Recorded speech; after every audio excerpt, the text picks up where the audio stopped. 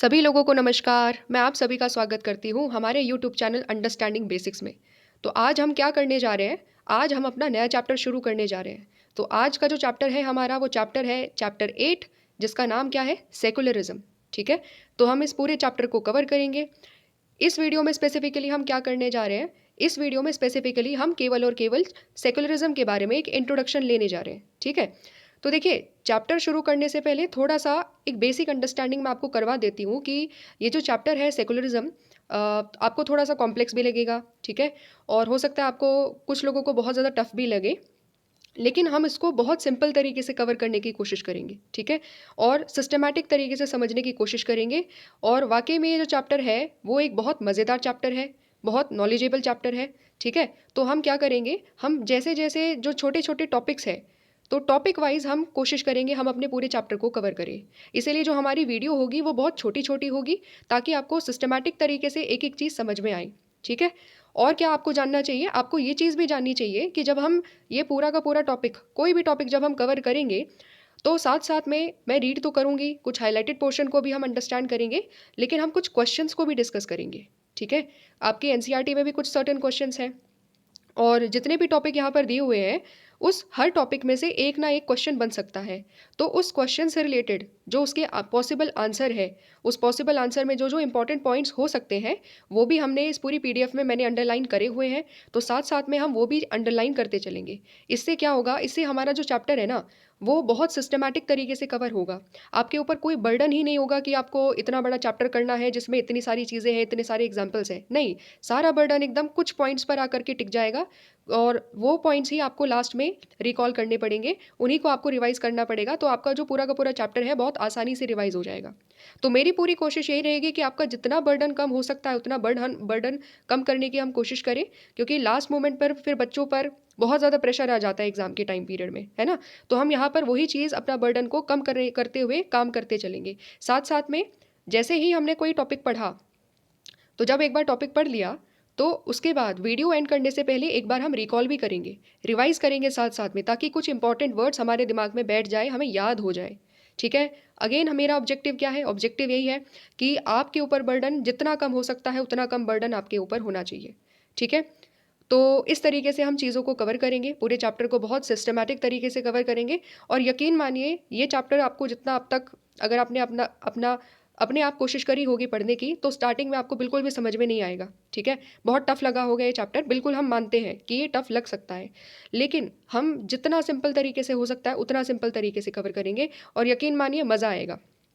ठीक है। नॉलेज बहुत ज़्यादा हमारी इन्हांस होगी, क्योंकि हमारी कंट्री भी सेकुलर कंट्री है, और बाकी बहुत सारे अदर कंट्रीज़ भी अपने आप को सेकुलर कहती है।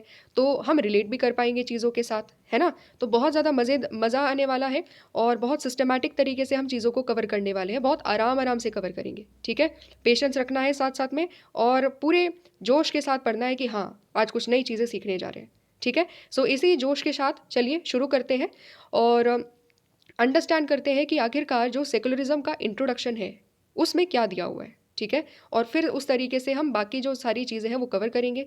तो क्या करना है? सबसे पहले I would request you all कि अगर आप चैनल पर पहली बार आए हो तो आप प्लीज़ चैनल को एक बार लाइक कर सकते हैं और सब्सक्राइब कर सकते हैं। ठीक है। और क्या करना है, फटाफट से अपनी एनसीईआरटी खोल लेनी है। ठीक है। साथ में रखनी है एक पेंसिल, क्योंकि जैसा मैंने बताया, कुछ क्वेश्चंस डिस्कस करेंगे, उस क्वेश्चन के रिलेटेड जो इंपॉर्टेंट पॉइंट्स हैं वो भी हम साथ साथ में अंडरलाइन करते हुए चलेंगे। ठीक है। तो चलिए बिना देरी के शुरू करते हैं, अंडरस्टैंड करते हैं कि आखिरकार जो हमारा सेकुलरिज्म का जो टॉपिक है ना, ये जो चैप्टर 8 सेकुलरिज्म है, उसमें इंट्रोडक्शन में क्या दिया हुआ है। ओके, रेडी है सभी? चलिए ठीक है, शुरू करते हैं। देखो, जो फर्स्ट लाइन है उसमें क्या दिया हुआ है? इसमें बोला हुआ है, when different cultures and communities exist within the same country, how should a democratic state ensure equality for each of them? Question उठा दिया सबसे पहले एक। क्या बोल रहा है क्वेश्चन? क्वेश्चन ये बोल रहा है कि हमें पता है जितनी भी कंट्रीज़ है आज के टाइम में, उन सभी में डिफरेंट कल्चर्स है, डिफरेंट कम्युनिटीज़ है, डिफरेंट रिलीजन के लोग एक साथ को एग्जिस्ट करते हैं। तो फिर कैसे एक डेमोक्रेटिक स्टेट ये इंश्योर करेगा कि वो सभी रिलीजियस ग्रुप, सभी कल्चर, सभी कम्युनिटीज़ को इक्वल तरीके से ट्रीट कर रहा है? कैसे इंश्योर करेगा कि सारे के सारे कल्चर, सारी कम्युनिटीज़ इक्वालिटी के साथ, उनके साथ ट्रीटमेंट किया जा रहा है? ये क्वेश्चन उठाया जा रहा है, और इसी पूरे क्वेश्चन का आंसर हमारा जो चैप्टर सेकुलरिज्म है वो देता है, अलग अलग तरीके से देता है। ठीक है। तो यही चीज़ यहाँ पर लिखी हुई है। How the concept of secularism may be applied to answer that concern. इसी चीज़ को हम इस चैप्टर में पढ़ने जा रहे हैं कि कैसे जो कॉन्सेप्ट ऑफ सेकुलरिज्म है उसको हम कैसे अप्लाई करेंगे, ताकि ये जो पर्टिकुलर हमारा क्वेश्चन है कि हम डिफरेंट कल्चर, डिफरेंट कम्युनिटीज़ जो हमारी कंट्री में रहती है, हम उनको कैसे एक साथ लेकर के चल सकते हैं, उनको इक्वल तरीके से ट्रीट कर सकते हैं। तो इसका आंसर कहाँ है? इसका आंसर है हमारे सेकुलरिज्म के कॉन्सेप्ट में, और वही चीज़ आज हम इस पूरे टॉपिक के अंदर कवर करेंगे। तो देखो क्या बोलता है, और इंडिया में जो आइडिया ऑफ सेकुलरिज्म है, in India the idea of secularism is ever present in public debates and discussions. ये चीज़ तो हमें पता भी है कि इंडिया में जब भी सेकुलरिज्म की बात आ जाती है तो बहुत ज़्यादा डिबेट्स होती है ना, और बहुत ज़्यादा डिस्कशंस होता है। कोई कहता है कि इंडिया में सेकुलरिज्म है, कोई कहता है नहीं, इंडिया में धीरे धीरे जो है सेकुलरिज्म, हम लोग हमारी सोसाइटी जो है सेकुलर नहीं हो रही है, हमारी सोसाइटी में बहुत ज़्यादा इनइक्वालिटीज़ आ रही है, रिलीजियस इनइक्वालिटीज़ आ रही है ना, इक्वालिटी के साथ ट्रीटमेंट नहीं किया जा रहा है सारी कम्युनिटीज़ को, सारे कल्चर को, अलग अलग तरीके से इस तरीके से डिबेट हो रही है। ये चीज़ है ना। और क्या बोलते हैं, और ये बोलते हैं कि हमारी सोसाइटी में, हमारी कंट्री में हर पॉलिटिशियन अपने आप को कहता है कि हम सेकुलर है। कहता है कि नहीं कहता?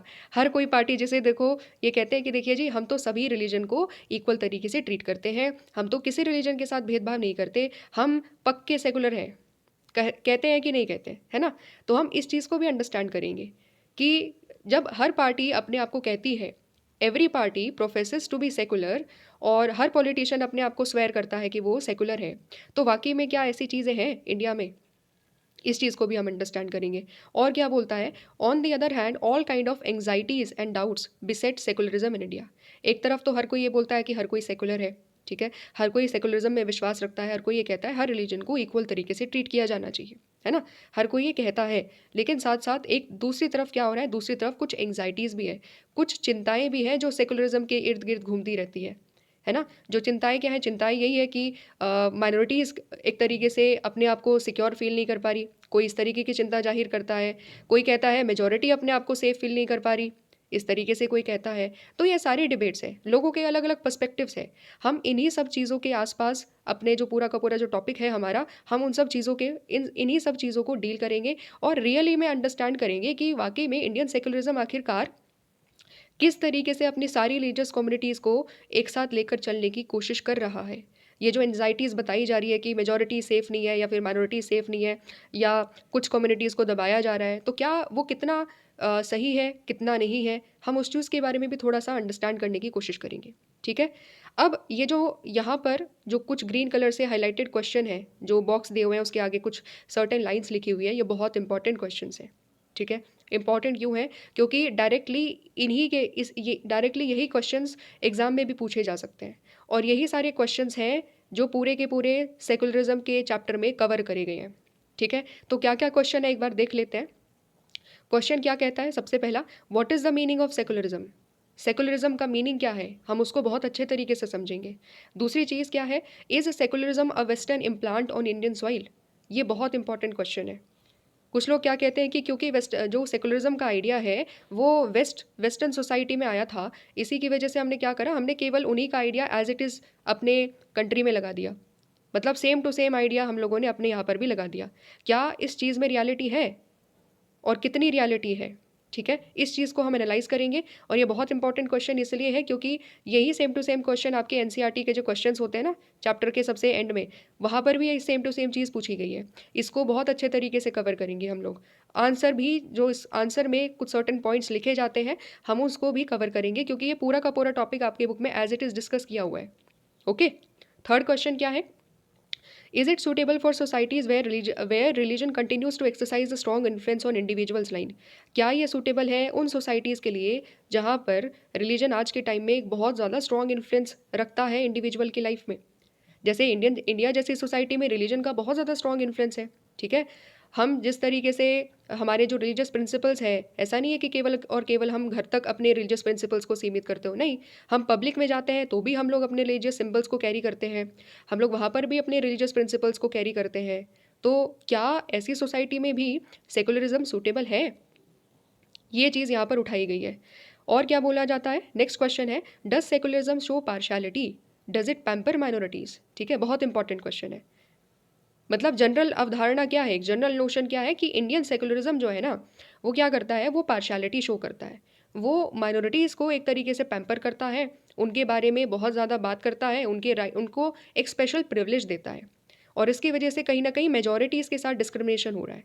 ये क्वेश्चन यहाँ पर उठाया जाता है। ठीक है, इस क्वेश्चन को भी हम बहुत अच्छे तरीके से अंडरस्टैंड करेंगे, इसकी रियलिटी समझने की कोशिश करेंगे कि कितना पैम्पर किया जाता है या फिर पैम्पर नहीं किया जाता, बट उनकी जो स्पेशल नीड्स है उनके मुताबिक हमारा कॉन्स्टिट्यूशन उनको कुछ सर्टन राइट्स देता है। क्या आइडिया है वो चीज़, हम उसको बहुत अच्छे तरीके से कवर करेंगे। और लास्ट क्वेश्चन क्या है, इज सेकुलरिज्म एंटी रिलीजियस? क्या सेकुलरिज्म एंटी रिलीजियस है? क्या सेकुलरिज्म में हम अपने धर्म को फॉलो नहीं कर सकते? क्या अपने रिलीजन को पब्लिक लाइफ में प्रैक्टिस नहीं कर सकते हैं क्या? है ना? ये क्वेश्चन यहाँ पर इस तरीके से हम अंडरस्टैंड करेंगे और बहुत अच्छे तरीके से इसको हम डिटेल के साथ अंडरस्टैंड करेंगे। ठीक है, लास्ट में क्या बोलता है, at the end of this chapter you should be able to understand and appreciate the importance of secularism in a democratic society like India. जब हम पूरा का पूरा चैप्टर खत्म कर लेंगे तो हम वापस से इस पर्टिकुलर बॉक्स की तरफ आएंगे और कोशिश करेंगे कि क्या वाकई में हमें हर एक चीज़ का आंसर मिल गया, कोशिश करेंगे। और लास्ट में क्या बोलता है, ये बोलता है कि हम क्या करेंगे, लास्ट में जब हम सारी चीज़ें पढ़ लेंगे तो हम अंडरस्टैंड भी करेंगे, साथ ही साथ हम अप्रिशिएट भी करेंगे कि सेकुलरिज्म कितना ज़्यादा ज़रूरी है हमारी जैसी कंट्री में जहाँ पर इतने सारे कल्चर, इतनी ज़्यादा डाइवर्सिटी है, कितना ज़्यादा इंपॉर्टेंट है, उस चीज़ को भी समझेंगे। और क्या पढ़ेंगे, and we are also going to learn something about the distinctiveness of Indian secularism. Indian secularism की जो डिस्टिंक्टिवनेस है, ठीक है, क्या यूनिकनेस है इंडियन सेकुलरिज्म की, हम उस चीज़ को भी अंडरस्टैंड करेंगे कि बाकी दुनिया में सेकुलरिज्म, बाकी देशों में सेकुलरिज्म कैसे अलग है, और इंडिया में जो सेकुलरिज्म की प्रैक्टिस करी जा रही है वो कैसे अलग है बाकी सभी देशों से। हम उस चीज़ को भी अंडरस्टैंड करेंगे और इस चीज़ को अप्रिशिएट भी करेंगे। समझ पा रहे हो? देखो कितना ज़्यादा डायमेंशंस है, कितने बड़े लेवल पर हम इन सारी की सारी चीज़ों को समझने जा रहे हैं। ठीक है, पूरा का पूरा जो सेकुलरिज्म के जो बेसिक्स है ना, हम वो बेसिक्स क्लियर करेंगे, और ये बेसिक्स हमें जब हमारे इस टाइम पीरियड में क्लियर हो जाएंगे तो ये हमें बाद में जो हम हायर क्लासेस में स्टडी करते हैं ना सेकुलरिज्म की, उसमें बहुत ज़्यादा मदद करने वाले हैं। ठीक है, तो ये बहुत अच्छे तरीके से हम सारी की सारी चीज़ों को कवर करेंगे और नए नए पर्सपेक्टिव्स को समझेंगे, बहुत सिस्टमैटिक तरीके से और बहुत सिंपल तरीके से कवर करेंगे। ठीक है, मज़ा आने वाला है सही में। तो चलिए, हमारा जो फर्स्ट टॉपिक है हम उसकी तरफ बढ़ते हैं कि क्या है हमारा फर्स्ट टॉपिक। इस पूरी वीडियो में हम इसी टॉपिक को कवर करेंगे, जिसमें सबसे पहला आइडिया होगा कि व्हाट इज सेकुलरिज्म, जिसमें हम फर्स्ट डायमेंशन को पढ़ेंगे, इंटर रिलीजियस डोमिनेशन, इसका मतलब क्या होता है, इसके सर्टेन एग्जाम्पल्स को पढ़ेंगे, और उसके बाद क्या करेंगे हम लोग, साथ साथ में इंट्रा रिलीजियस डोमिनेशन, इसको भी कवर करेंगे और सिस्टमैटिक तरीके से समझेंगे कि what is the idea of secularism. Clear है? यही चीज़ हम करने वाले हैं इस पूरी वीडियो में। तो देखो, चलो शुरू करते हैं, अंडरस्टैंड करते हैं। अगर मैं आपसे क्वेश्चन करूं, what do you mean by secularism, आप क्या बोलोगे? मतलब हर किसी को मोटा मोटा आइडिया तो है ना, एक जनरल आइडिया हमारे पास होता है क्योंकि हमने पहले भी सेकुलरिज्म को पढ़ा हुआ है। तो मोटा मोटा आइडिया के तौर पर आप ये बोलोगे, कुछ लोग ऐसा बोल सकते हैं कि सेकुलरिज्म का मतलब होता है separation between state and religion.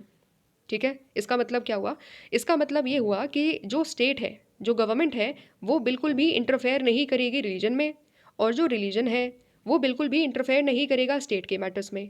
और दोनों के बीच में क्या है, एक दीवार है, एक बिल्कुल सेपरेशन है। दोनों एक दूसरे को एक तरीके से इंटरफेयर नहीं करेंगे, दोनों एक दूसरे के एरिया में इंटरफेयर नहीं करेंगे। कुछ लोग इस तरीके से बात रख सकते हैं। ठीक है, पहले थोड़ा सा इसी को ही अंडरस्टैंड करते हैं। अगर आप देखोगे, मैंने यहाँ पर जो हमारा ये जो पर्टिकुलर ब्लू कलर का जो छोटा सा बॉक्स है सबसे ऊपर, उसमें मैंने कुछ सर्टेन 2 लाइन लिखी हुई है। सबसे पहला पॉइंट यही लिखा हुआ है, strict separation between state and religion, इसको बोला जाएगा सेकुलरिज्म। ये आइडिया दिया किसने था? ठीक है, ये आइडिया दिया था मैकियावेली ने। ठीक है, पहली बार आप शायद सुन रहे हो मैकियावेली का नाम, या हो सकता है कुछ लोगों ने पहले भी सुना हो। तो मैकियावेली कौन थे? मैकियावेली एक थिंकर थे, पॉलिटिकल थिंकर थे, जस्ट लाइक जैसे आपने सोक्रेटिस के बारे में पढ़ा है ना, प्लेटो के बारे में पढ़ा, इस तरीके से मैकियावेली भी थे, एक इटालियन थिंकर थे।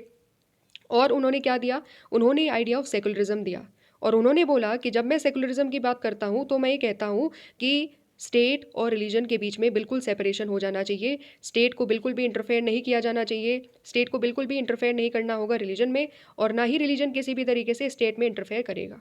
ठीक है, बस ये मोटा आइडिया आपको समझना था कि ये मैकियावेली ने दिया है, बस इतना ही समझना है।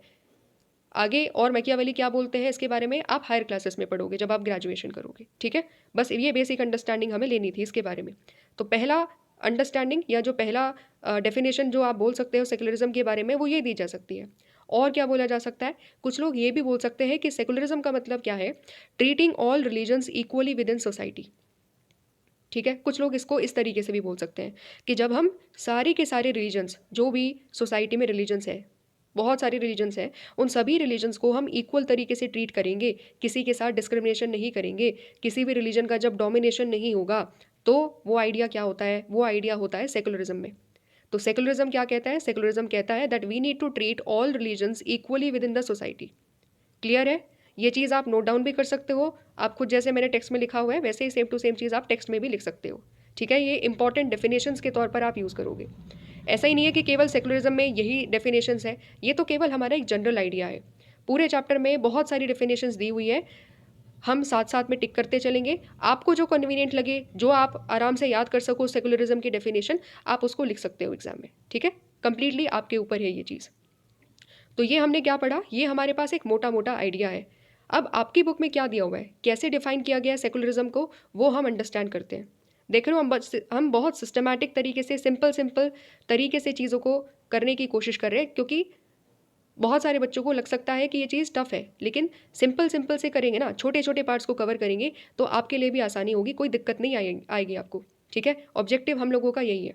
तो चलो क्या बोलता है एक बार अंडरस्टैंड कर लेते हैं, what is the idea of secularism. अब यहाँ पर क्या दिया हुआ है, मैं रीड करती चलूँगी, आप साथ साथ में फॉलो करते चलिएगा, आपको केवल अब समझना है। ठीक है, यहाँ से कुछ चीज़ याद नहीं करनी है, समझना है। ठीक, तो चलो देखते हैं एक बार।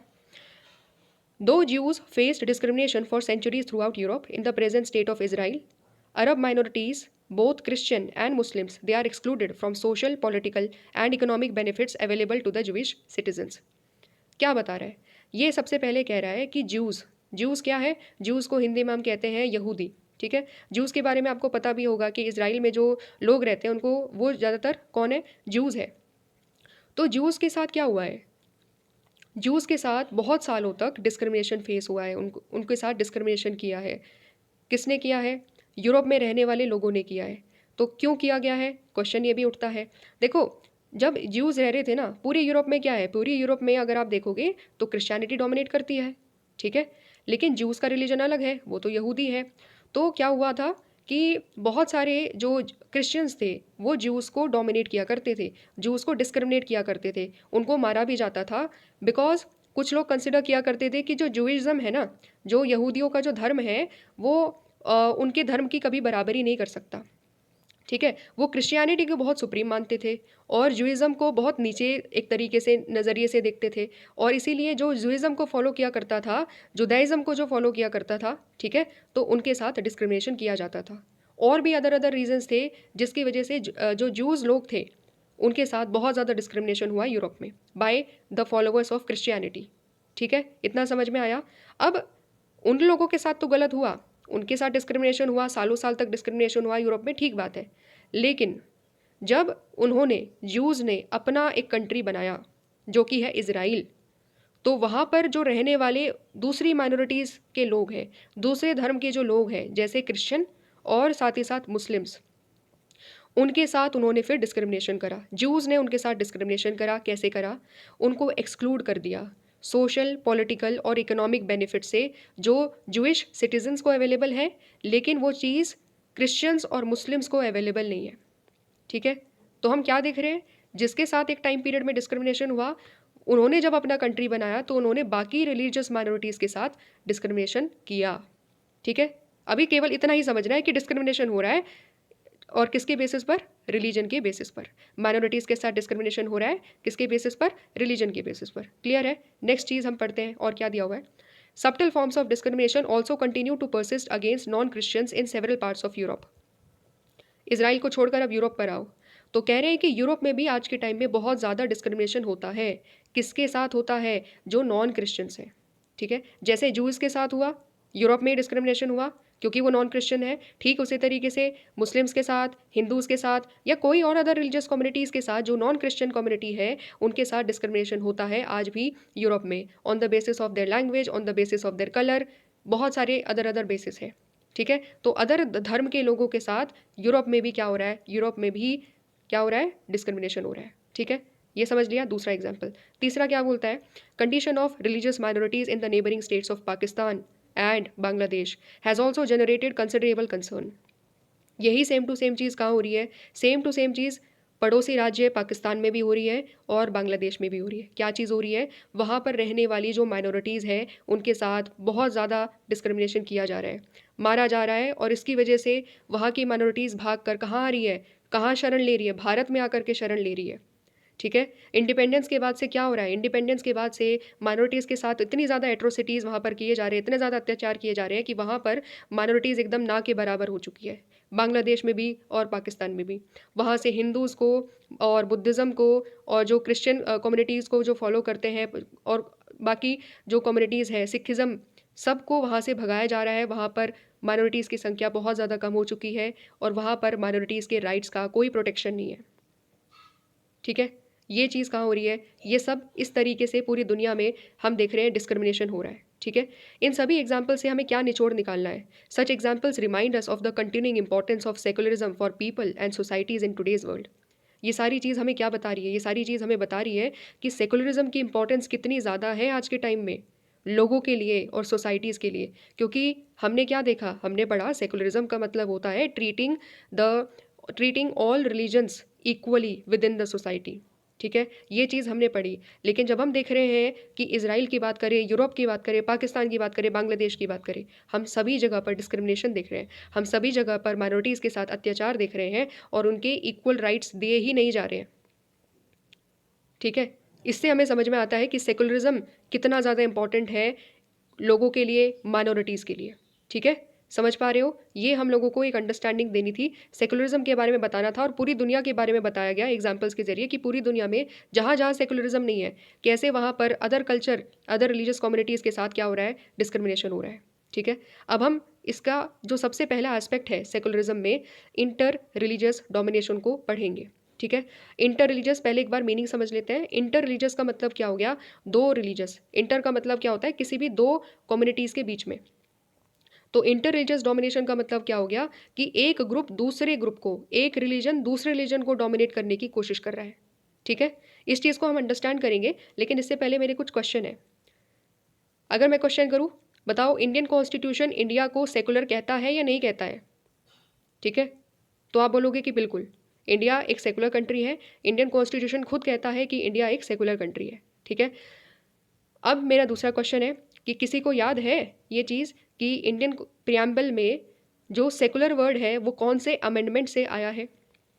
किसी को अगर याद हो तो कमेंट सेक्शन में आप लिख सकते हो कि वो कौन सा अमेंडमेंट था जिसके ज़रिए हमने वर्ड सेकुलर को इंडियन प्रियम्बल में ऐड करा। ठीक है, अब मैं जब इंडिया की बात कर रही हूँ, इसका मतलब क्या है कि ये जो नेक्स्ट टॉपिक है उसमें इंडिया के बारे में बोला गया है। ठीक है, तो अब हम पढ़ते हैं कि इंडिया के बारे में क्या बोला गया है। In our own country, the Constitution declares that every Indian citizen has a right to live with freedom and dignity in any part of the country. क्या बोल रहा है? ये बोल रहा है कि हमारे कॉन्स्टिट्यूशन में ये डिक्लेयर कर दिया जाता है कि हर इंडियन सिटीजन को ये अधिकार है कि वो फ्रीडम और डिग्निटी के साथ रह सकता है। ठीक है, फ्रीडम के साथ है और डिग्निटी के साथ वो रह सकता है हमारे कंट्री के किसी भी पार्ट में। लेकिन ये चीज़ हमने अंडरस्टैंड कर ली। ठीक है, इसका मतलब क्या है, इसका मतलब ये है कि इंडियन कॉन्स्टिट्यूशन हर रिलीजन के लोगों के साथ फेयर तरीके से ट्रीटमेंट करने की बात करता है। ठीक है, ये तो हमने एक अंडरस्टैंडिंग कर ली कि इंडियन कॉन्स्टिट्यूशन क्या कहता है। इंडियन कॉन्स्टिट्यूशन कहता है कि इंडिया एक सेकुलर कंट्री है ना। प्रियम्बल में क्या लिखा हुआ है, sovereign, socialist, secular, democratic, republic. आ गया ना वर्ड सेकुलर, तो इंडिया सेकुलर है बाय कॉन्स्टिट्यूशन। ठीक है, लेकिन रियलिटी में क्या हो रहा है, रियलिटी में इंडिया में भी many forms of exclusion and discrimination continues to persist. क्या कह रहा है कि इंडिया में भी रियलिटी में हमने खुद देखा है कि बहुत सारे एक्सक्लूजन और डिस्क्रिमिनेशन एग्जिस्ट करते हैं, और उसके एग्जाम्पल्स यहाँ पर दिए हुए हैं कि किस तरीके से रिलीजियस बेसिस पर क्या हो रहा है, किस तरीके से रिलीजियस बेसिस पर एक्सक्लूजन और डिस्क्रिमिनेशन हो रहा है। तो सबसे पहला यहाँ पर एग्जाम्पल क्या दिया हुआ है, सबसे पहला यहाँ पर एग्जाम्पल दिया हुआ है, एक फर्स्ट एग्जाम्पल है दिल्ली में जो हुए थे राइट्स 1984 उसका। तो मैं रीड करती हूँ, तीनों एग्जाम्पल को मैं रीड करती हूँ और फिर अंडरस्टैंड करेंगे कि एग्जाम्पल से क्या समझना है हम लोगों को। More than 2700 Sikh they were massacred in Delhi and many other parts of the country 1984। 1984 में क्या हुआ, 2700 भी ज़्यादा जो सिख कम्युनिटी के लोग थे उनको मार दिया गया था दिल्ली में। एक एग्जाम्पल। दूसरा क्या है, several thousands of Hindu Kashmiri pandits have been forced to leave their homes in Kashmir valley. Thousands of Hindu Kashmiri पंडितों को क्या करना पड़ा, अपना घर छोड़ना पड़ा। ठीक है, तो यहाँ पर क्या हुआ, हिंदूज के साथ अत्याचार हुआ।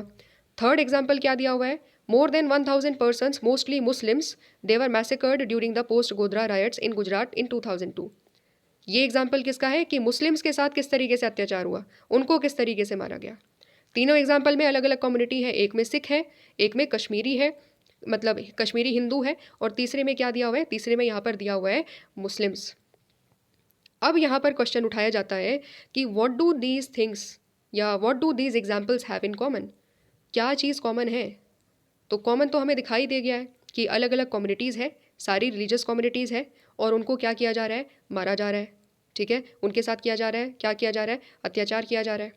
ठीक है, और उनको खुद ही अपनी कंट्री से, वहाँ से जहाँ पर वो रहा करते थे, वो सब कुछ छोड़ करके भागना पड़ रहा है।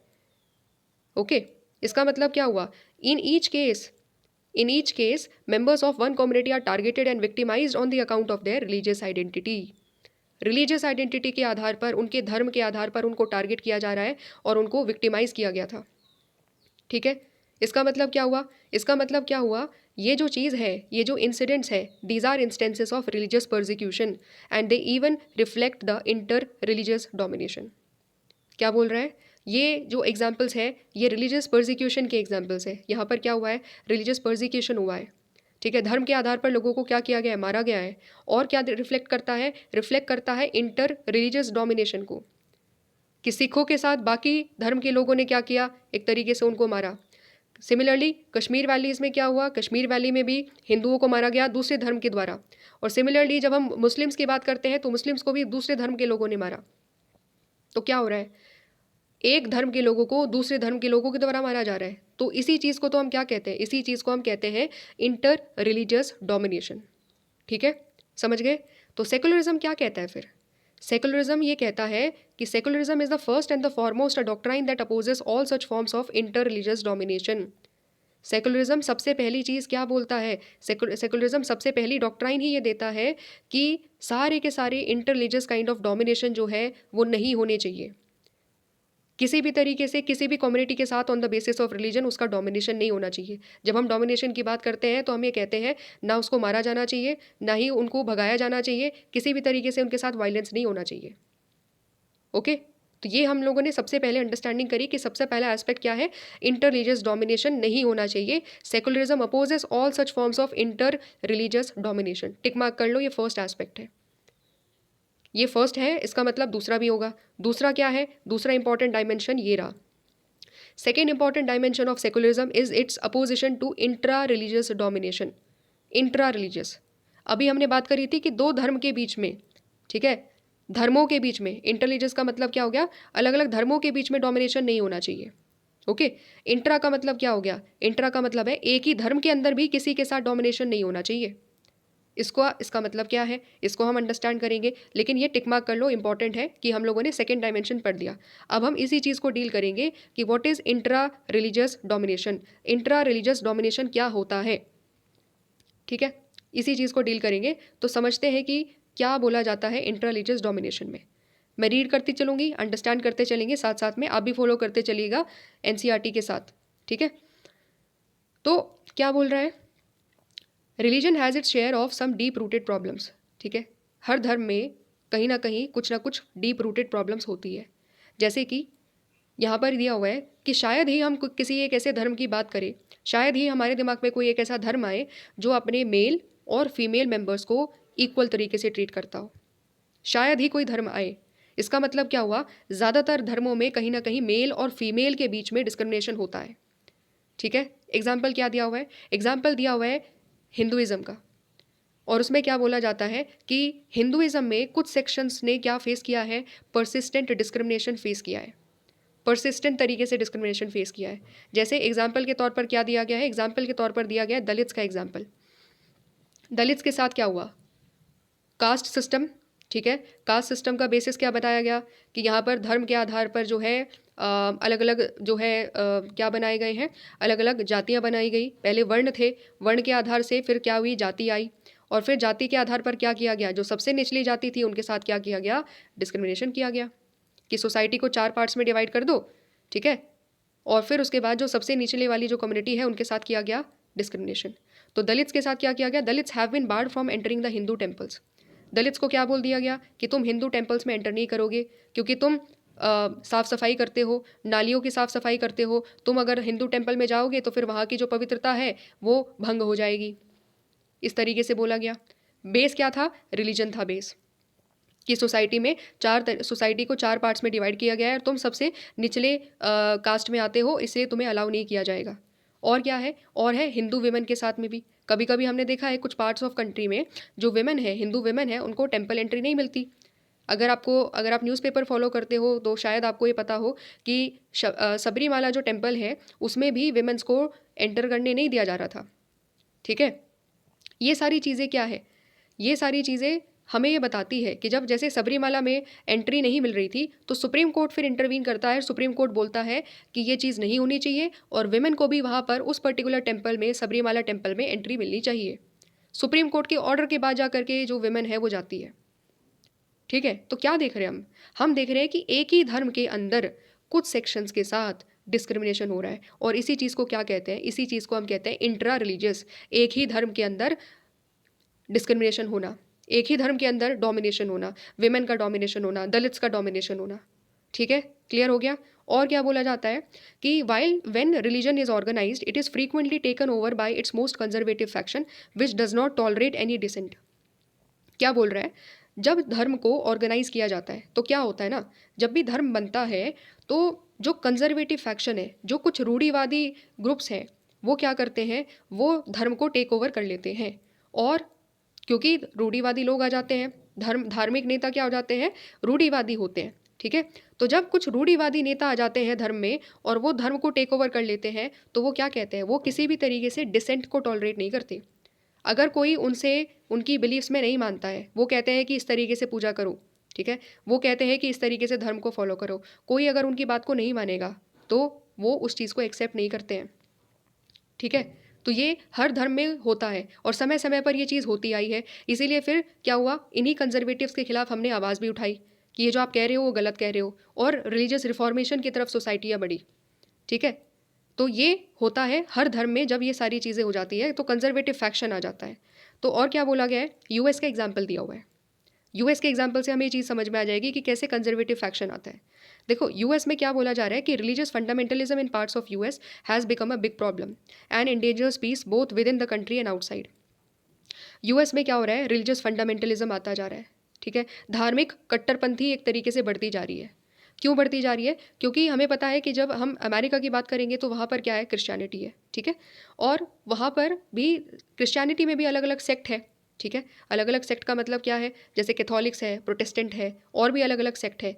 तो वहाँ पर भी जो कैथोलिक्स है, प्रोटेस्टेंट है, उसके जो रिलीजियस लीडर्स है वो कंजर्वेटिव एटीट्यूड को फॉलो कर रहे हैं कि कैथोलिक्स ही ज़्यादा बढ़िया है, ठीक है। या प्रोटेस्टेंट कहते हैं कि जो हमारी पद्धति है वो ज़्यादा ठीक है।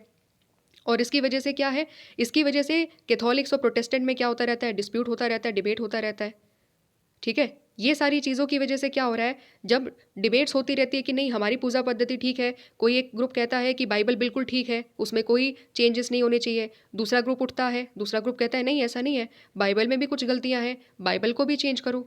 तो जो चेंज करने की डिमांड करते हैं और जो चेंज नहीं करवाना चाहते हैं उनके बीच में डिस्प्यूट है, डोमिनेशन वहाँ पर चलता है, ठीक है। इस तरीके से लगातार क्या हो रहा है, with in a religion, Christianity के अंदर कैथोलिक्स और प्रोटेस्टेंट में इस तरीके से डिबेट चलता है। ठीक इसी तरीके से ऐसा नहीं है कि इंटर रिलीजियस डोमिनेशन केवल क्रिश्चियनिटी या हिंदुइज्म में है, मुस्लिम में भी है, शिया और सुन्नी के बीच में डिबेट चलता है, ठीक है। वहाँ पर भी इस तरीके से लोग लड़ते हैं। और भी इस तरीके से हर धर्म में अलग अलग सेक्ट है, और सेक्ट का मतलब क्या होता है, पंथ है, अलग अलग पंथ है जो जिनकी बिलीफ्स अलग अलग हो जाती है, जिनकी पूजा पद्धतियाँ अलग अलग हो जाती है, और उसकी वजह से क्या होता है, वो एक दूसरे के ऊपर डोमिनेट करने की कोशिश करते हैं, कहते हैं नहीं हमारा धर्म या जो हमारी बिलीफ है वो ज़्यादा ठीक है तुम्हारी बिलीफ के मुकाबले। इसकी वजह से क्या हो रहा है, वायलेंस हो रहा है, डोमिनेशन हो रहा है, ठीक है। समझ में आ गया, ये सारे एग्जाम्पल से हमने समझ लिया कि इंट्रा रिलीजियस डोमिनेशन क्या होता है। तो क्या बोलता है, Many religions fragments into sect which leads to frequent sectarian violence and persecution of dissenting minorities. यही सेम टू सेम चीज़ मैंने डिफरेंट एग्जांपल्स के जरिए बताई कि जितने भी धर्म हैं वो अलग अलग सेक्ट में बट जाते हैं, अलग अलग पंथों में बट जाते हैं। जैसे हिंदुइज्म में भी है, वैष्णविज्म है, शैविज्म है ना, और सिखिज्म में भी है, खालसा पंथ है, और अलग अलग पंथ है सिखिज्म में भी। तो ये सारे क्या हो रहा है, एक रिलीजन अलग अलग सेक्ट में बट रहा है। जब वो पंथ में बट जाते हैं तो फिर सेक्टेरियन वायलेंस होने लगता है, एक सेक्ट दूसरे को डोमिनेट करने लग जाता है, और इसी की वजह से जो माइनॉरिटीज़ है, जो डिसेंटिंग माइनॉरिटीज़ है, जो बड़े बड़े जो लीडर्स है, रिलीजियस लीडर्स है, उनकी बातों में विश्वास नहीं रखते। वो कहते हैं कि नहीं, तुम्हारी बात गलत है। तो अगर कोई ऐसा आकर के उनकी अथॉरिटी को चैलेंज करता है तो क्या होता है, उनको मारा जाता है, उनके साथ वायलेंस किया जाता है। ठीक है, समझ गए? आई होप मैंने चीज़ें क्लियर कर दी होगी कि किस तरीके से रिलीजियस इंट्रा रिलीजियस डोमिनेशन होता है। तो इससे क्या समझे हम लोग? इससे हम लोग ये समझे कि जब हम सेकुलरिज्म की बात करेंगे तो वो दोनों चीज़ें अपोज करता है। क्या चीज़ अपोज करता है? ढंग से समझना, ध्यान से समझना। Secularism is oppose to all forms of institutionalized religious domination. It challenges not merely inter religious domination but also intra religious domination. तो सेकुलरिज्म हर प्रकार के रिलीजियस डोमिनेशन को चैलेंज करता है, अपोज करता है। वो कहता है किसी भी तरीके से डोमिनेशन नहीं होना चाहिए, चाहे वो फिर इंटर रिलीजियस हो, अलग अलग धर्मों के बीच में किसी भी तरीके से डोमिनेशन किया जा रहा हो, या फिर इंट्रा रिलीजियस डोमिनेशन हो, एक ही धर्म के अंदर अलग अलग सेक्ट में डोमिनेशन हो रहा हो, या जेंडर के बेसिस पर डोमिनेशन हो रहा हो, जैसे विमेन के साथ डोमिनेशन किया जाता है। ये सारी चीज़ें बिल्कुल अपोज किया जाता है सेकुलरिज्म में। क्लियर हो गया? समझ में आ गई बात? टिक मार्क कर लो कि किस तरीके से सेकुलरिज्म दो प्रकार के डोमिनेशन को बिल्कुल अपोज करता है। क्लियर हो गया? तो अब हमने क्या समझा? अब हम लोग समझते हैं कि हमारे पास अब तक क्या आ गया है, एक जनरल आइडिया आ गया है। सेकुलरिज्म के बारे में हम लोगों ने समझ लिया, हम लोगों ने दो प्रकार के डोमिनेशन को समझ लिया। तो अगर मैं आप क्वेश्चन करूं कि सेकुलर सोसाइटी क्या होती है, ठीक है, क्वेश्चन क्या है, सेकुलर सोसाइटी क्या होती है, तो फिर आप क्या बोलोगे? यहाँ पर बुक में वो चीज़ दी हुई है, अंडरस्टैंड करते हैं। ठीक है, तो मैं रीड करती हूँ लास्ट लाइन को, आप साथ साथ में चलिएगा, हमें आंसर मिल जाएगा। It is a normative doctrine which seeks to realize a secular society. And what is secular society? The one divide of other either inter religious और इंट्रा रिलीजियस डोमिनेशन। ठीक है, एक ऐसी सोसाइटी जिसमें किसी भी तरीके से ना तो इंटर रिलीजियस डोमिनेशन हो रहा है और ना ही इंट्रा रिलीजियस डोमिनेशन होता है, उस सोसाइटी को हम क्या बोलते हैं? उस सोसाइटी को हम कहते हैं सेकुलर सोसाइटी। तो सिंपल शब्दों में क्या बोलेंगे? सिंपल शब्दों में बोलेंगे कि किसी भी तरीके से रिलीजियस डोमिनेशन जिस सोसाइटी में ना हो, ठीक है, चाहे वो इंट्रा रिलीजियस हो चाहे वो इंटर रिलीजियस हो, दोनों ही तरीके से डोमिनेशन जब बिल्कुल ख़त्म हो जाए तब जा कर के वो सोसाइटी क्या होती है? वो सोसाइटी होती है एक सेकुलर सोसाइटी। ठीक है, समझ में आ गया? और क्या बोलते हैं? पॉजिटिवली अगर हम देखें तो it promotes freedom with in religions and equality between as well as with in religions. क्या बोल रहा है? दो इंपॉर्टेंट वैल्यूज़ यहाँ पर हाईलाइट करी गई है, जिसको मैंने सर्कल भी किया हुआ है। ये बहुत इंपॉर्टेंट वैल्यूज़ है और ये लाइन भी बहुत इंपॉर्टेंट है, आप इसको टिक मार्क कर लो। अगर क्वेश्चन आता है कि सेकुलरिज्म क्या प्रमोट करने की कोशिश करता है, ठीक है, what exactly secularism tries to promote with in the society, अगर सपोज ऐसा क्वेश्चन आए तो हम क्या बोलेंगे? हम बोलेंगे it promotes freedom with in religions. ये धर्म के अंदर फ्रीडम प्रमोट करता है, विमेन को फ्रीडम होता है। सेकुलरिज्म कहता है कि विमेन के साथ डोमिनेशन मत करो, सेकुलरिज्म कहता है कि दलित के साथ डोमिनेशन मत करो, उनको भी वो फ्रीडम दो कि वो अपने धर्म को प्रैक्टिस कर पाए, दलित को भी वो फ्रीडम दो कि वो अपने धर्म को प्रैक्टिस कर पाए। किसी भी तरीके से किसी भी व्यक्ति के साथ डोमिनेशन मत करो, एक धर्म के अंदर ही अलग अलग ग्रुप्स के साथ जितने भी प्रकार का डोमिनेशन होता है वो सब बंद करो और सभी को फ्रीडम दो विद इन द रिलीजन। पहली बात क्लियर। दूसरी बात, दूसरी तरफ दूसरी वैल्यू आती है इक्वालिटी। इक्वालिटी का मतलब क्या है? समानता। समानता किसके बीच में?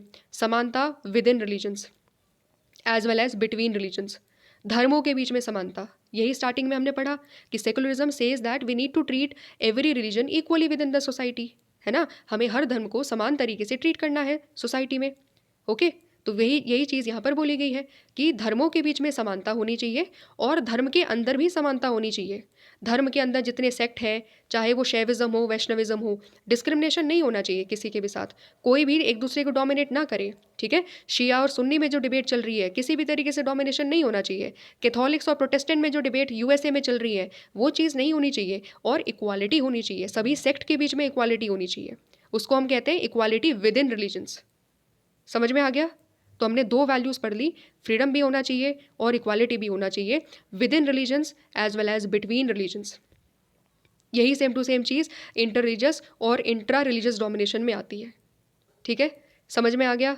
ये हम लोगों ने अंडरस्टैंडिंग करी और फाइनली दोनों को समअप करते हुए जो अब तक हमने डिस्कस किया, पूरा का पूरा डिबेट करा, इंडिया के एग्जांपल्स में इंटर रिलीजियस डोमिनेशन को बढ़ा और अदर एग्जांपल्स में हिंदुइज्म में, क्रिश्चियनिटी में जो सेक्ट के बेसिस पर डिस्क्रिमिनेशन होता है, अलग अलग जेंडर के बेसिस पर या कास्ट के बेसिस पर जो डिस्क्रिमिनेशन होता है, उनको हम लोगों ने पढ़ा और अंडरस्टैंड करा कि किसी भी तरीके से दोनों प्रकार के डोमिनेशन नहीं होने चाहिए, क्योंकि सेकुलरिज्म कहता है, सेकुलरिज्म अपोज करता है दोनों प्रकार के डोमिनेशन को, चाहे वो इंटर रिलीजियस हो, चाहे वो इंट्रा रिलीजियस डोमिनेशन ही क्यों ना हो।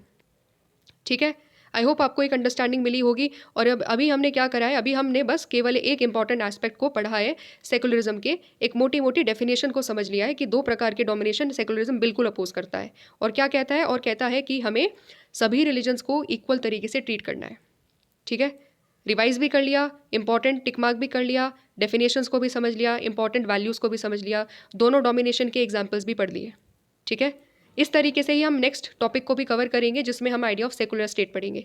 आई होप आपको एक अंडरस्टैंडिंग मिली होगी। जितना सिंपल से, जितना डिटेल से और सिस्टमैटिक तरीके से हो सकता है उतना मैं समझाने की कोशिश कर रही हूँ, ताकि आपको समझ में आए। मेरा ऑब्जेक्टिव बस इतना ही है कि आपकी जो कॉम्प्लेक्सिटी है ना चैप्टर को देख करके, यार ये तो बहुत कॉम्प्लेक्स है, वो चीज़ ना रहे। हर चीज़ बिल्कुल एकदम दिमाग में सिस्टमैटिक तरीके से, जैसे बुक में दिया हुआ है वैसे वैसे एग्जाम्पल्स के साथ आपको समझाया गया है। ठीक है, आई होप आपको वीडियो अच्छी लगी होगी। अगर अच्छी लगी हो, I would request you all कि आप लाइक कर दीजिए और सब्सक्राइब कर दीजिए चैनल को। ठीक है, मिलेंगे हम नेक्स्ट वीडियो में, जहाँ पर हम नेक्स्ट टॉपिक को कवर करेंगे इसी तरीके से, सिस्टमैटिक तरीके से। ठीक है, तो तब तक सभी लोगों को नमस्कार।